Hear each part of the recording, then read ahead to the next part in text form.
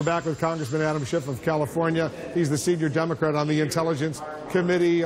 Congressman, Senator Lindsey Graham, he tweeted this after the House vote, and I'll put it up on the screen. He said, "I believe it may take Obamacare's collapse before the parties are willing to work together in a bipartisan manner. Should Democrats start working with Republicans now on a bipartisan plan?" Well, we've certainly offered to do that, but I think what we saw after the original failure of the Republicans when they were going to bring this bill up in the House and weren't able to get the votes, that the president initially said, well, maybe I should work with Democrats, and then ultimately decided apparently, no, the strategy ought to be to appeal to the Tea Party, to the farthest right of the Republican conference. That's where they hope to get the votes necessary to take up the bill. So that was a conscious decision made by the president and by the Speaker of the House to do this in a partisan way. I think where we will likely end up is when they're unsuccessful in doing this Republican only, then maybe they'll come back to the table and say, okay, how do we improve the current health care system? Just scrapping this in the name of scrapping it. How do we improve things? How to expand care?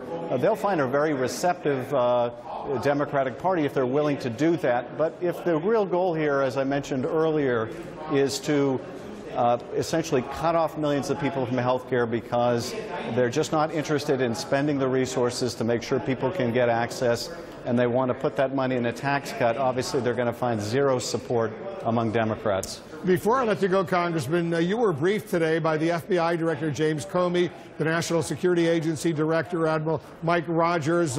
What can you tell us about that? Did you get any substantive new information? That briefing was behind closed doors. Yes, and I think we do each time we get a briefing. We focused on really our three core areas, which include the intelligence community's assessment that the public was able to read in one form. We want to make sure the conclusions the intelligence community reached are supported by the underlying raw data. We also, obviously, were very interested in the U.S. government response when we knew the Russians had hacked us, as well as the issue of whether U.S. persons affiliated with the Trump campaign were coordinating in any way.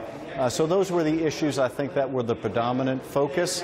I think the witnesses were responsive to those questions. We are still trying to get the approval of the FBI and the Department of Justice to giving a full briefing to our members, because there still remains information that is only held by the Gang of Eight that's pertinent to our investigation. Did today's hearing, and I know it's classified, you don't have to reveal any classified information, of course, but did you hear or see any hard evidence the Trump campaign, Trump associates colluded with Russia?